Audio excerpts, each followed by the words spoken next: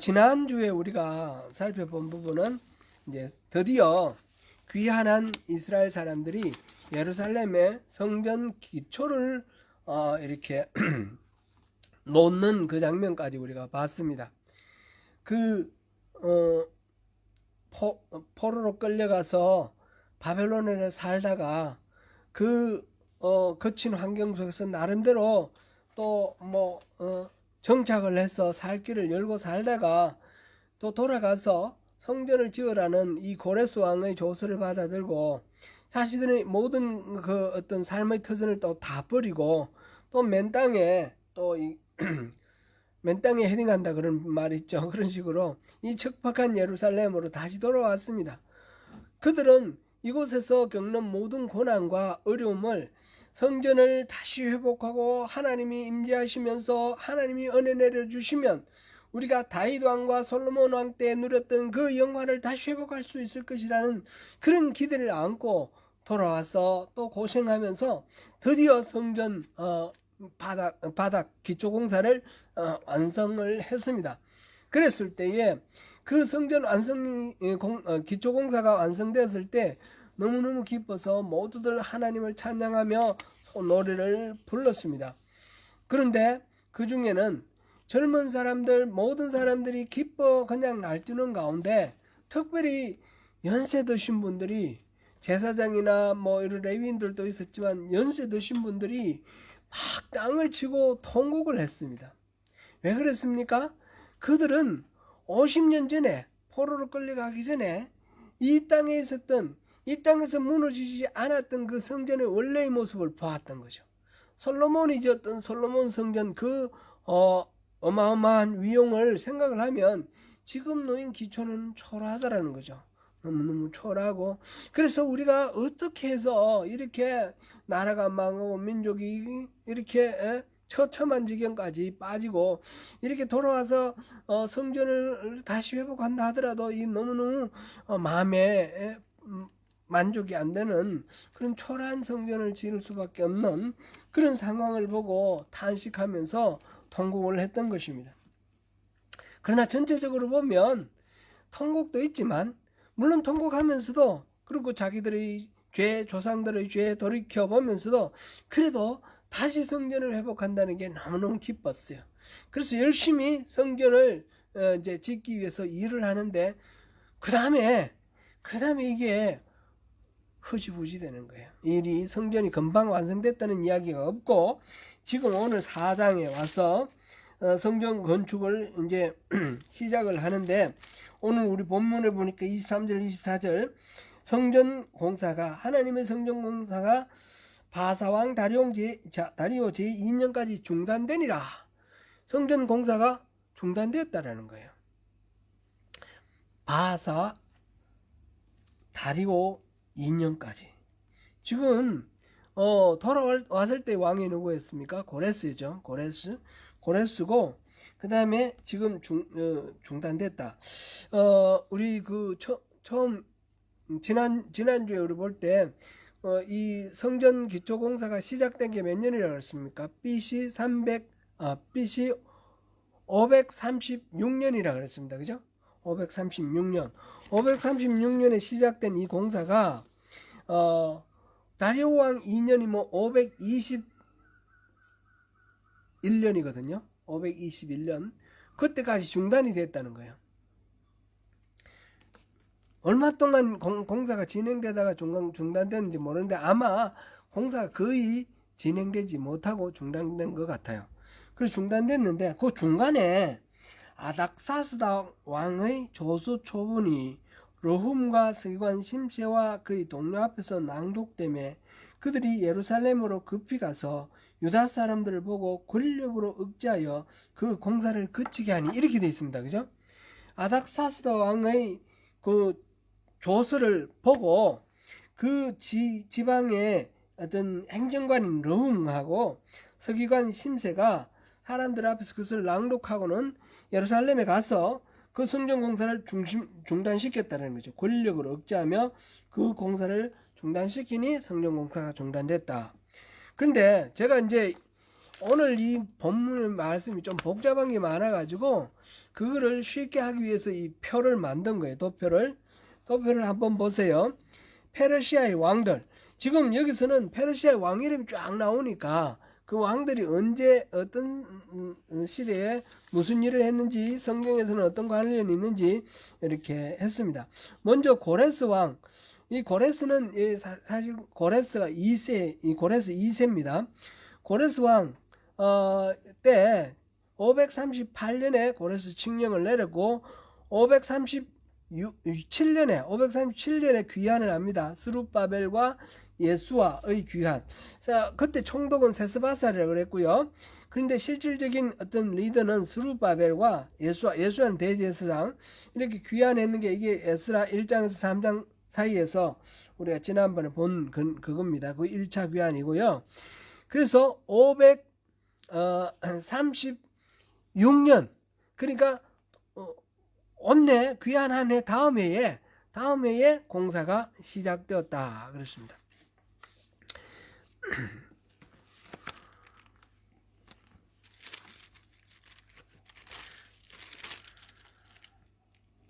공사가 시작된 거는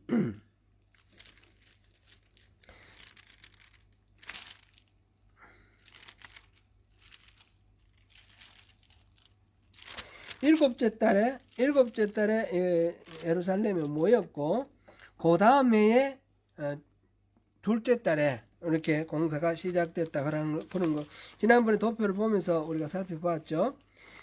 일곱째 달부터는 이제 말하자면 이 나팔절이 시작되고 그래서 유대 민간력으로는 1월 달인데 그때부터 이제 시작을 하려고 그랬는데 바로 우기가 시작되니까 그 다음 해에 둘째 달 본격적으로 이제 금기가 시작되는 그때에 이제 공사가 시작됐다 그랬습니다. 그게 이제 고레스 왕 때 있었던 일이고 그 다음에 여기 이제 성경에 안 나오는 사람이 캄비세스 왕이 있습니다. 캄비세스 왕 때에 아마 성전 공사가 중단되지 않았을까. 그 전에 중단됐을 수도 있고 공사가 몇 년 됐는지는 모르겠습니다. 만약 캄비세스 왕 처음에 중단됐다면 그래도 5, 6년은 된 공사가 진행됐다고 볼 수도 있겠고요. 근데 나중에 학개와 스가랴가 이렇게 공사 중단된 거를 막 비판한 걸 보면 이 성전 공사가 제법 뭐 이렇게 진행되다가 중단된 게 아니고 거의 진행이 안 된 것 같아요. 그런 거 보면 고레스 왕 때 중단됐을 수도 있고요. 그래 대략 그 사이에 왕이 캄비세스가 있다라는 거. 캄비세스는 이어도 캄비세스가 2세입니다.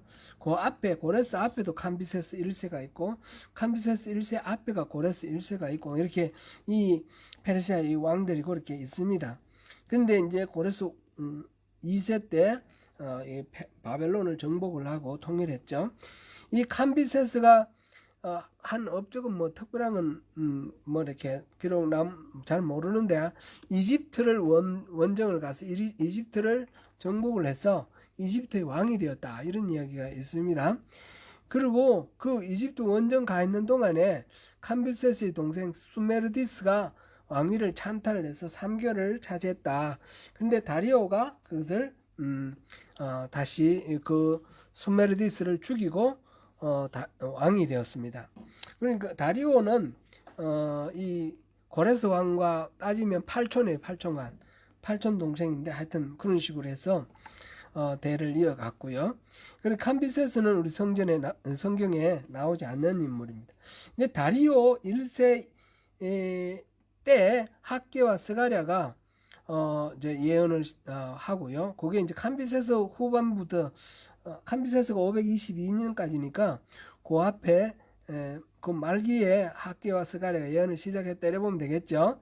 그리고 이 다리오 왕 2년에 성전 공사가 다시 시작되었다. 그러면 521년에 시작된 거죠. 521년에 시작돼서 완공된 거는 516년에 완공이 됩니다. 그게 이제 에스라 5장 6장에 나오는 내용입니다. 이 다리오는 우리가 이제 뭐 역사 시간에 보면 페르시아하고 그리스하고 전쟁을 많이 치지 않습니까? 혹시 기억나시나요? 그 그리스 페르시아 전쟁이 그 BC 490년대에 시작되는데, 그때부터 1차 그리스 1차 전쟁, 2차 전쟁, 3차 전쟁 이렇게 하면서 그때 당시 페르시아는 세계 가장 강력한 대제국이 되었거든요.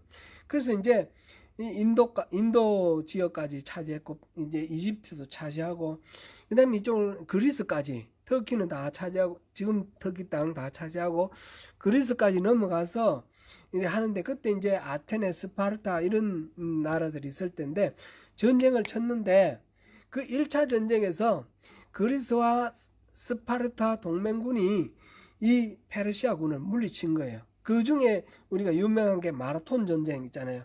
마라톤 병원에서 이 그리스 군이 이기고, 그 한 사람이 달려가서 아테네에 가서 그 성전보를 올렸다. 그 거리가 42.19km라는 거 아니에요, 그죠? 그래서 마라톤이라는 스포츠가 생기고, 이게 이제 마라톤 전투가 바로 BC 490년이에요. 이때가 다리오 왕 때입니다. 다리오 왕, 다리오 왕 때. 그래서 이 다리오 왕 이때에 바로 성전 공사가 이제 시작되었고, 완공되고 516년이니까 그로부터 한 20년 후에 25년 후에 이 그리스와 이 페르시아의 전쟁이 있었다, 이렇게 보면 되겠죠. 이때부터 이제 전쟁이 계속되는데, 그 다음 왕이 누구냐면 아하수에로 왕이에요. 아하수에로 왕, 영어로는 크세르크세스인데, 크세르크세스가 에스더스에 나오는 그 왕이에요. 에스더스의 왕, 이 사람이 아하수에로 왕인데, 이때 두 번째 이 아버지 다리오가 이룩하지 못한 그리스 정복을 위해서 이 사람이 출정을 하는 겁니다. 출정을 했는데, 그 영화 300이라는 영화 나오지 않습니까? 거기에 나오는, 그 보면 이상하게 코에 이렇게 이렇게 고리 긁고 막 이상하게 생긴 그 기괴한 그런 왕이 나오는데, 크세르크세스를 그렇게 아주 기괴하게 표현해 놓은 거예요. 그때 당시 페르시아의 왕이 크세르크세스입니다. 그 아하수에르 왕인데, 그때 전쟁에서 집니다. 테르모필레오 전쟁과 480년, 그리고 살라미스 전투 연이어서 패배하면서 그리스의 정복의 꿈을 포기를 하게 됩니다. 아마 아하수에르 왕이 이 정복 전쟁에서 패배하고 난 뒤에 아마 말하자면 나라를 안정시키기 위해서 각 지방에 전쟁에 나가면 각 지방에 있는 사람들, 저 군대들 다 끌고 나갈 거 아니에요. 그 많은 사람들이 또 이렇게 죽고 이렇게 돼서 이 중앙 집권적인 어떤 힘이 약화될 그런 상황에서 이들을 불러 모아서 잔치를 베풀고 이 사기를 돋구려고 한 게 바로 그 에스더스에 나오는 잔치예요. 1년 동안 막 잔치를 하지 않습니까? 그 잔치를 할 때에 그 와스디 왕비가 이렇게 거역을 하고, 그래서 에스더가 이렇게 왕비가 되고, 그런 과정이 아마, 이건 정확한 건 아닌데 우리 내려오는 전설에 의하면 그런 거로 생각됩니다.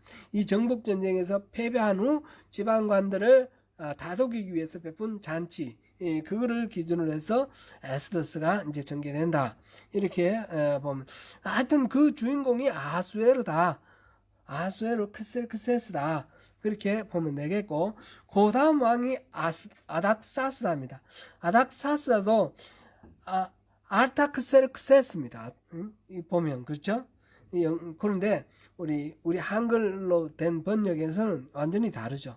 아하수에르고 아닥사스다인데, 아닥사스다 이때에 아닥사스다 왕 때에 에스라가 귀환을 합니다. 에스라 귀환하는 게 스가랴 7장 에스라 7장 7절부터 26절에 나오는 2차 귀환입니다. 그 다음에 이어서 느헤미야의 귀환이 나오는데, 이거는 느헤미야서 전체를 이렇게 보면 되겠습니다. 오늘 3차 귀환. 그게 2차 귀환이 458년, 3차 귀환이 444년이에요. 그러면 1차 귀환 538년이고 2차 귀환이 458년이에요. 1차 귀환이 537년이니까 그로부터 몇 년 된 거예요? 한 80년 후에 2차 귀환이 된 거예요. 대략 성전 공사가 중단된 거로 따지면 그게 뭐 예를 들어서 고레스 왕 마지막에 중단됐다 치면 530년에서 그 다음에 458년까지도 한 70년 되는 거예요. 그죠? 그러고 난 뒤에 2차 귀환이 있다. 그렇게 우리가 생각하면 되겠습니다. 성전 완성된 게 516년이니까 그거로 따지면 한 60년 이 정도 됩니다. 이거는 정확하게 연도는 몰라도 이만큼 간격이 떨어져 있다라는 거는 우리가 알고 이 성경을 읽어야지 됩니다. 예를 들어서 이제 제가 이 말씀을 드리는 이유가 7장 1절 한번 보겠습니다. 6장 마지막에 성전이 봉헌됩니다. 6장 마지막에 성전이 봉헌되니까 말하자면 이게 이제 516년이에요. 6장 끝이 516년이에요. 그리고 7장 시작할 때 2일 후에 바사왕 아닥사스다가 왕위에 있을 때에 에스라라 하는 자가 있느니라. 그리고 이제 에스라가 아닥사스다 왕 제7년에 예루살렘으로 올라갔다. 이렇게 돼 있죠. 2일 후에 같은 보통 얼마 정도 후에인가요? 어떤 역사적 사건이 기록돼서 2일 후에면 며칠 후나 몇 주일 후나 아니면 뭐 몇 달 후 정도까지도 몇 년 후는 2일 후에 이렇게 말 안 하겠죠. 2일 후에는 매우 가까울 때 하는 말이에요. 그런데 지금 60년이 흘렀는데 60년 간격을 띄고 그 다음에 얘기를 하면서 2일 후에 성전이 완성된 후 60년 후에 일어난 일 에스라의 귀환을 그냥 2일 후에 이렇게 기록해 놨단 말이에요. 이게 왜 그랬을까요? 이게 아주 중요한 의미가 있는 겁니다. 이거는 퀘스천 마크로 남겨두고 다시 돌아갑니다. 답을 다 아는 것보다 퀘스천 마크 하나 놔두면 더 궁금해서 또 우리가 흥미가 또 생길 수도 있으니까. 그래서 아닥사스다 왕 1세 때 에스라가 귀환하고 느헤미야가 귀환하고 그리고 그때에 사마리아인 고소로 성벽 재건이 중단되었다가 느헤미야가 그것을 완성합니다. 그죠? 성벽 완성하고 그 다음에 말라기 예언도 한 이때쯤이다 이렇게 봅니다. 그 다음에 아닥사스다 왕 뒤에 이제 오는 게 다리오 2세인데 다리오 2세는 그리스를 침략하려는 그 야욕은 계속 잊어버리지는 아니하는데 그리스가 만만치 않으니까 계속해서 하지는 못해요. 근데 그리스에서 약간 변수가 생겼어요. 이 아테네와 스파르타가 동맹을 맺어서 페르시아를 물리쳤는데 이 아테네와 스파르타가 전쟁을 하는 거예요. 아테네를 중심으로 한 델로스 동맹, 스파르타를 중심으로 하는 동맹, 이 그리스 안에 있는 성읍국가, 도시국가들이 연맹을 맺어서 서로 전쟁을 한 거예요. 이 전쟁이 그 유명한 펠로폰네소스 전쟁. 펠로폰네소스 전쟁에서 이렇게 전쟁이 시작됐을 때에 이 페르시아는 아테네를 지원했어요. 아테네를 지원해 가지고 자기들이 이익을 많이 차지했습니다. 많이 차지했는데 결국 아테네와 스파르타의 전쟁에서 스파르타가 이기고 아테네가 멸망하고 맙니다.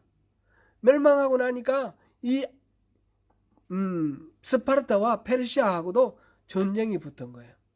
그 전쟁이 붙었는데 그때 전쟁은 아니고 페르시아 내부에 있던 문제 때문에 이때 힘 관계를 이용해서 그리스의 용병을 사서 말하는 반란이 일어난 건데 그 반란을 통해서 문제가 생기고 이래가지고 페르시아가 아주 어려운 처지에 빠지게 되는 그런 일이 있는데, 이거는 뭐 그냥 넘어가면 되겠습니다.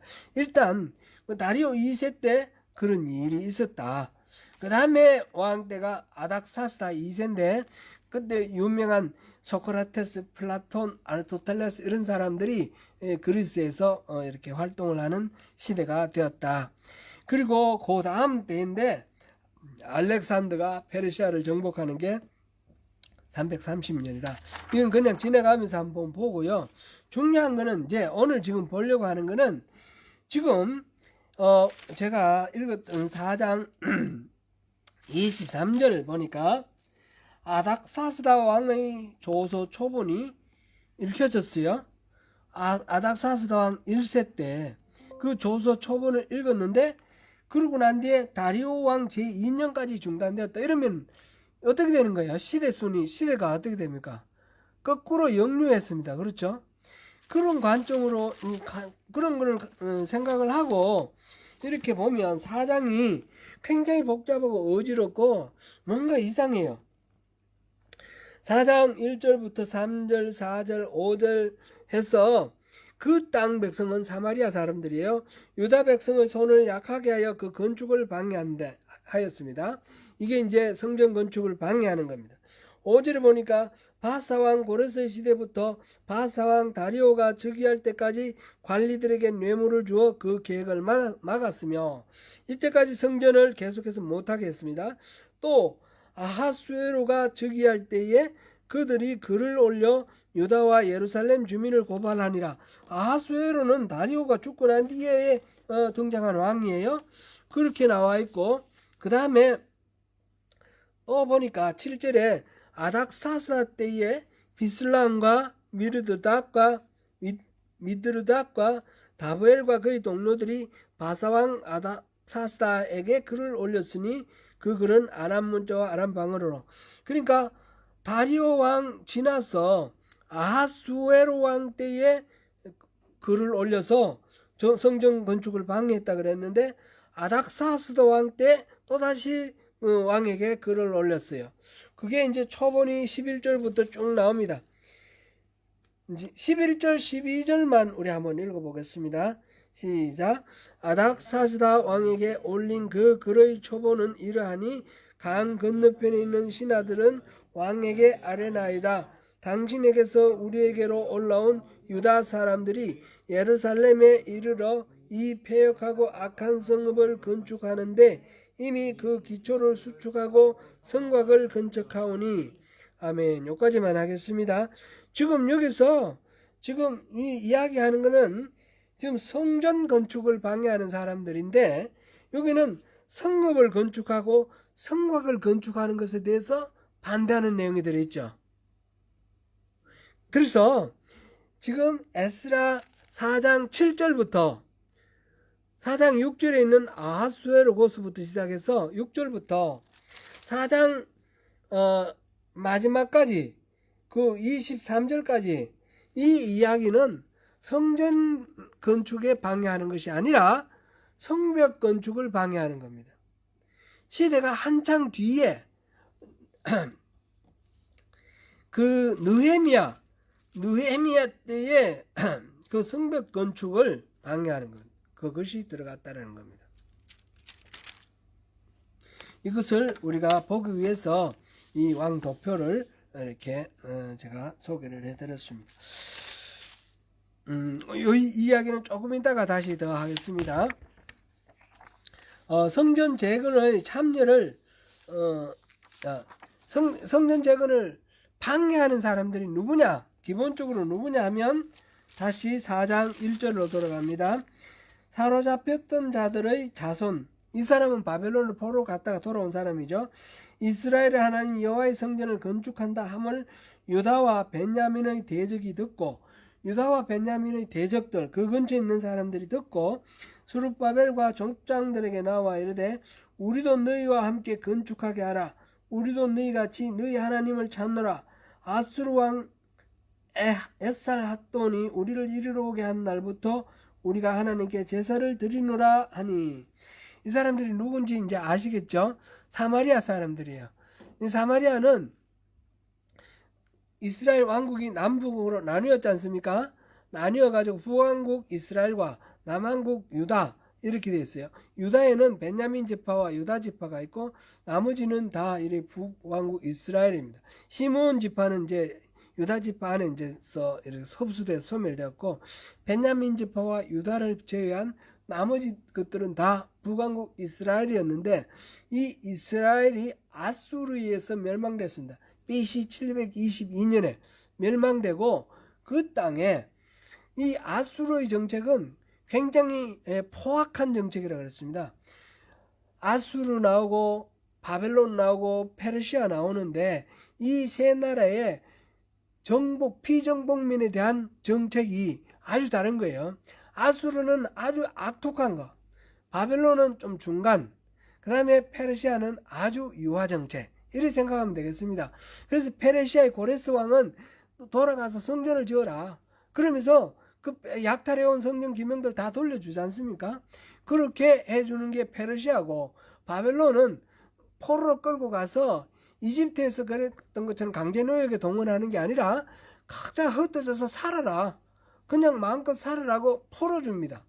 그리고 자기들 신도 섬겨도 좋다, 여호와를 섬겨도 좋다, 이렇게 해주는 데가 바벨론입니다.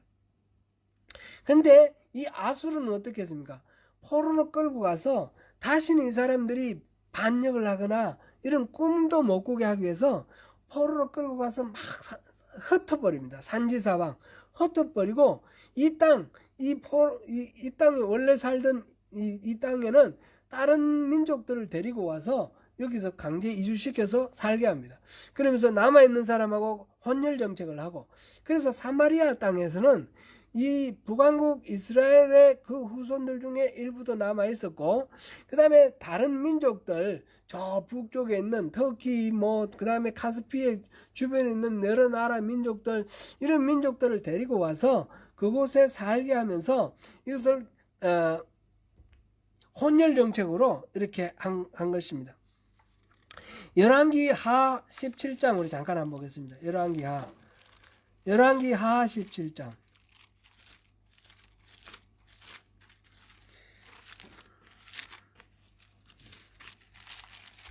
열왕기 하 17장 24절부터 41절까지가 그 내용이에요. 그 내용 보면 아수르 왕이 바벨론과 쿠다와 아와와 하맛과 스발와임에서 사람을 옮기다가 이스라엘 자손을 대신하여 사마리아 여러 성읍에 두매, 이렇게 여러 나라에서 사람들을 데리고 와서 이스라엘 땅에 그곳에 살게 했습니다. 그리고 그런데 이제 이 사람들은 하나님을 경외하지 않고 자기들이 원래 살던 곳에서 섬기던 신을 섬기는 거예요. 근데 이게 이제 하나님께서 나중에 혼을 내셔요. 그래서 어떤 재앙이, 여기서 원인은 분명하게 나오진 않지만 재앙이 나왔습니다. 재앙이 일어났습니다. 그래서 26절 끝에 보면 그들의 신이 사자들을 그들 가운데 보내매 그들을 죽였사오니 이는 그들이 그 땅 신의 법을 알지 못함이니이다 아니라, 이래 됐습니다. 이렇게 해서 하나님이 말하자면 징계를 하신 겁니다. 그래서 이들이 공포에 떨고 있을 때에 아수르에서 이 에살핫돈 왕 때에 아수르에서 포로로 끌려가서 다른 데 끌려가 있는 사람, 이스라엘 사람 중에서 제사장을 선발을 해서 다시 되돌립니다. 그래서 사마리아 땅에 가서 너희들이 여호와를 섬기는 것을 가르치라. 그래서 이방 민족들에게 여호와를 섬기는 법을 가르치는 겁니다. 그래서 이 사마리아 사람들은 이방 신들도 섬기고 여호와도 섬기는 그런 혼합적인 종교 생활을 합니다. 그것이 지금 열왕기 하 17장 지금 마지막까지 나오는 그런 내용입니다. 이런 식으로 살던 사람이 나중에 이 북왕국 이스라엘 지역 사마리아 지역은 있고 남왕국에 이건 아수르 땅이었으니까 바벨론에 의해서 자동적으로 침략당하고, 나중에 유다가 바벨론에 의해서 정벌되고 예루살렘이 멸망당할 때는 이 북왕국 쪽은 이미 점령돼 있었으니까 그들은 포로로 안 끌려가요. 남왕국 유다 땅에서만 사람들이 포로로 끌려갔어요. 지금 돌아온 사람들도 유다 땅에 있던 사람들만 돌아온 거예요. 그래서 이 유다 땅에 있던 사람들이 끌려갔다가 다시 돌아와서 성전을 지으려고 하니까 이 북쪽에 있던 사마리아에 있는 사람들이 우리도 같이 짓겠다, 우리도 여호와 섬긴다 그러면서 같이 참여를 요구를 합니다.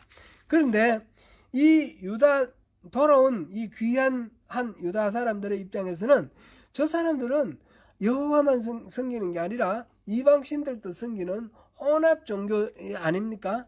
그들과 같이 하면 이 하나님을 섬기는 일에 문제가 생긴다. 십계명에 나 외에 다른 신을 두지 말라 그러는데 이 사람들은 다른 신을 또 섬기고 있지 않습니까? 그래서 유다 백성들이 성전을 회복하고 여호와 신앙을 회복하는 것이 절대적으로 중요하기 때문에 그 혼합되는 것을 위험을 막기 위해서 스스로 보호를 합니다. 마찬가지로 사마리아 사람들도 이 유다 사람들이 유일신을 내세우면 자기들에게 또한 위협이 됩니다. 그래서 서로 아주 첨예하게 대립을 하게 되는 겁니다. 그래서 하나님의 집 성전을 건축하자 그러면서 우리도 같이 하겠다 했는데 진정으로 하나님을 섬기기 위해서 같이 하겠다는 것보다 그 위협을 대처하는 방식으로 자기들이 들어와서 혼합적인 그런 방식으로 하려고 하다가 보니까 충돌이 나는 것입니다. 그래서 이거를 일반적으로 유대인들이 자기의 순수성을 유지하기 위해서 다른 모든 사람을 배타적으로 거부했다 이렇게 생각하면 안 되는 거고요. 이 옆에서 주변에서 함께 동참하자는 사람들의 의도가 있다라는 거죠. 그들이 이 여호와 신앙, 유일신 신앙을 깨뜨리려고 하는 그런 의도가 있었기 때문에 스스로 이렇게 지키기 위해서 그렇게 했다라는 것을 우리가 알 수가 있겠습니다. 그렇게 해서 이 사마리아의 이 제안, 같이 성전을 건축하자 하는 것을 거부를 했습니다. 그 거부를 했더니 이들이 이제 공격해 오는데, 공격해 오는 방법이 첫 번째가 4절에 보니까 이로부터 그 땅 백성이 사마리아 사람이죠. 유다 백성의 손을 약하게 하여 그 건축을 방해했다. 손을 약화했다라는 것은 구체적으로 어떤 건지 모르겠는데 이 유다 백성들이 뭔가 하려고 하는 것을 계속해서 힘 빠지게 했다는 거죠. 힘 빠지게. 사기를 저하시켰다. 이렇게 볼 수가 있겠고, 그 다음에 5절에 바사왕 고레스의 시대부터 바사왕 다리오 즉위할 때까지 관리들에게 뇌물을 주어 그 계획을 막았다. 지금 여전히 이 예루살렘 땅은 페르시아의 속주 아닙니까? 페르시아의 어떤 통치를 받고 있지 않습니까? 돌아와서 지금 성전을 짓지만 그 지역을 다스리는 지금 총독으로 세스바살이 왔는데 그 바로 옆에 이제 사마리아 땅에 보면 행정관이 따로 있고 서기관이 따로 있고 이런 관리들이 있는 거예요. 페르시아의 관리들.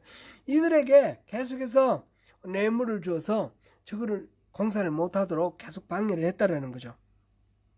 그리고 6절에 보니까 아하수에로가 즉위할 때에 그들이 글을 올려 유다와 예루살렘 주민을 고발하니라. 이거는 나중에 있었던 일인데 계속해서 있었다라는 걸 강조하기 위해서 아마 그런 것 같습니다. 그래서 아마 이 다리오 왕 때도 계속해서 그런 방해 공작이 있었을 겁니다. 이렇게 다양한 방법으로 방해를 해서 이 성전 건축이 중단이 되었습니다. 이 중단이 되었는데, 그 다음에 7절부터 쭉 나오는 거는 아닥사스도 왕 때에 고수하는 그런 내용들이 쭉 나오는데, 이거는 기본적으로 아까 말씀드렸듯이 성벽 공사를 방해하는 내용입니다. 그런데 왜 이걸 여기 넣어놨을까? 이 사람들이 에스라와 느헤미야는 같은 성경이라고 그랬죠. 한 주름말이 아니면 한 책이라고 그렇게 말씀드렸습니다. 한 책인데 보면 지금 뒤에 느헤미야에 있어야 될 내용이 지금 에스라에 있단 말이야. 에스라 4장에. 왜? 이거는 성벽을 방해하는 것이고 성전을 방해하는 것이 아닌데 왜 여기에 성전 방해하는 이야기에 이런 내용이 들어있습니까? 왕이 막 시대가 막 바뀌고 다리오 왕 때까지 방해했다 그랬는데 아하수에로가 나오고 아닥사스다가 나오고 왜 이렇게 뒤바뀌었는가? 이 성경을 기록한 사람이 이 시대순을 몰랐을까? 아니면 의도적으로 또 이렇게 속이려고 그랬을까? 우리는 아무 생각 없이 이 성경을 읽으면 그냥 이 막 방해 공작이 많구나 이렇게 우리 생각하지 않습니까? 여러분들 에스라 읽을 때에 이 시대가 바뀌었다고 생각해 보셨습니까? 이 왕이 뒤바뀌어 있다는 거 생각해 보셨습니까? 이거 뭔가 이게 좀 이상하다 이런 생각해 보셨습니까? 아마 대부분 안 하실 겁니다. 그냥 읽을 겁니다. 그거는 성경을 기록한 사람들도 그걸 의도한 겁니다. 중요한 거는 시대가 분명히 바뀌었는데 이 성전 건축을 방해를 집요하게 했다. 그 사례를 뒤에 걸 갖다 앞에 해가지고 중요한 거는 방해가 심각했다라는 겁니다. 그걸 알리기 위해서 했습니다. 물론 그것뿐만이 아니고요. 중요한 게 우리 이걸 통해서 그러면 성경을 우리가 읽는 사람들은 그렇다 치더라도 성경을 기록하는 입장에서는 될 수 있으면 오류가 없고 정확하게 기록해야 될 텐데 왜 처음에 기록한 사람이 만약 잘못해서 그랬다면 그 다음에 이걸 계속해서 막 필사하는 과정에서 이 고치거나 뭐 이렇게 해야 되는 거 아니니까 그래야지 성경이 되는 거 아닌가 이런 생각이 막 듭니다. 그죠? 그런데 이걸 그대로 뒀단 말이죠. 무슨 이유가 있을까요? 이거 여러 가지로 생각해 보면 이 지금 에스라와 느헤미야에 걸려 있는 이 성전 건축은 단순히 그 스룹바벨 성전 건축하는 그것 하나만을 얘기하는 것이 아니라는 것을 우리가 알 수 있습니다. 이 성전 건축은 뒤에 에스라의 종교계획과 그리고 느헤미야의 성벽 건축까지 다 포함해서 성전 건축으로 본 겁니다. 그래서 7장 1절에 이 일 후에 이게 60년의 간격이 떨어져 있지만 이건 60년 간격은 아무런 관심이 없습니다. 이 일과 이 일은 연이어서 일어나는 일. 하나의 카테고리 안에 들어있는 그런 일입니다. 이분은 자세히 또 더 볼 것이지만 다음 주에 또 우리 더 자세히 보기로 할 텐데 6장 13절부터 18절까지 보면 성전을 봉축하고 봉헌하고 봉헌식을 거행합니다. 성전 봉헌식이 있습니다. 그런데 그 내용이 보면 지극히 간략합니다.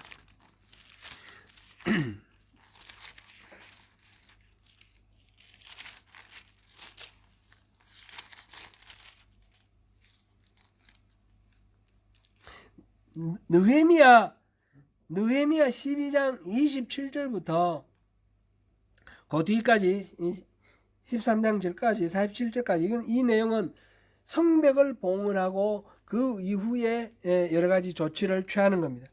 제사장과 레위 사람에게 몫을 나눠주는 것까지 이 봉헌이 본격적인 봉헌이 되는 겁니다.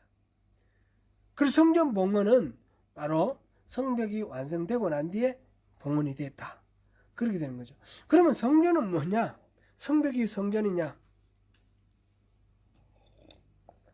제가 이 3차 귀환을 이야기를 할 때 1차 귀환은 성전을 완성했고 2차 귀환은 에스라의 이 종교개혁 신앙개혁이면서 그 이스라엘 민족의 정체성을 회복하는 것이라 그랬고 그 다음에 느헤미야는 성벽을 건축해서 공동체를 재건하는 거다 그렇게 말씀드렸습니다.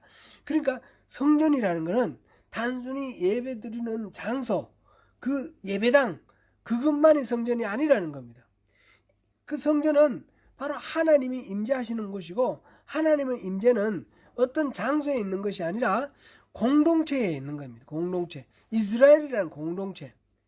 이스라엘 민족이 자기의 정체성이 이방 사람들하고 막 결혼한 거 이걸 다 제거를 하고 막 이혼하고 이러면서 자기가 하나님의 백성이라는 걸 자각을 하고, 이 중에는 뭐 뿌리가 있는지 없는지 막 헷갈리는 사람도 있고, 포로 생활하면서 포로로 끌려가서 70년 80년 지나면서 그 뿌리를 잃어버린 사람도 있지만, 어쨌든 우리는 하나님의 백성이라는 걸, 그 의식을 가지고 돌아온 사람들입니다. 그 돌아온 사람들이 와서 살아가면서 흐지부지해져 가지고 막 다른 이방인들과 결혼한 거, 이거를 다시 정리하는 것을 통해서 우리는 하나님의 백성이다, 하나님의 백성으로서의 정체성을 다시 정리합니다. 그러면서 그 성벽을, 예루살렘 성벽을 다시 이렇게 둘러싸는 것은 이 사람들이 뿔뿔이 흩어져 있으니까 이 자기의 어떤 정체성을 제대로 지키기가 어렵습니다.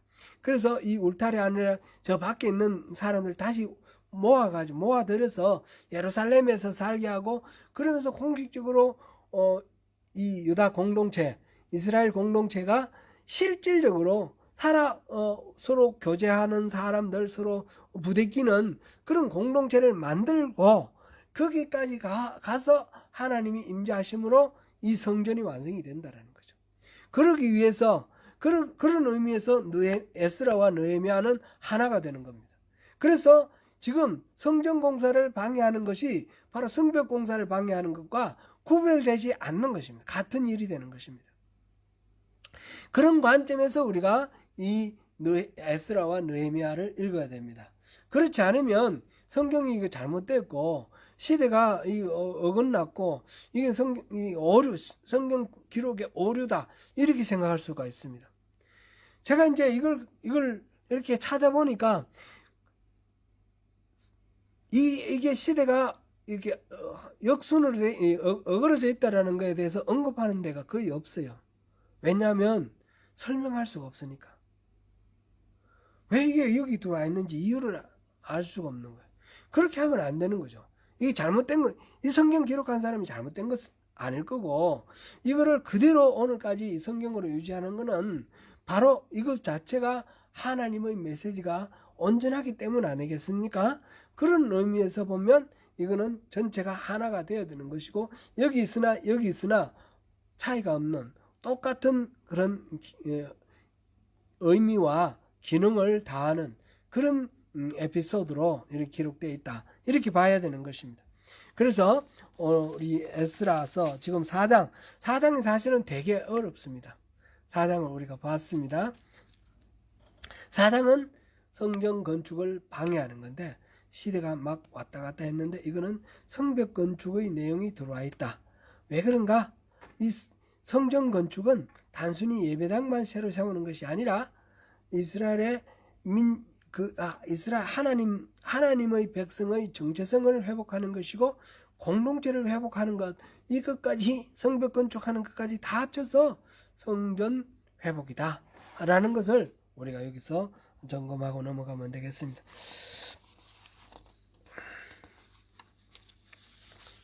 사랑하는 성도 여러분, 하나님의 일에는 여기서 보는 것처럼 언제나 방해 공작이 있습니다.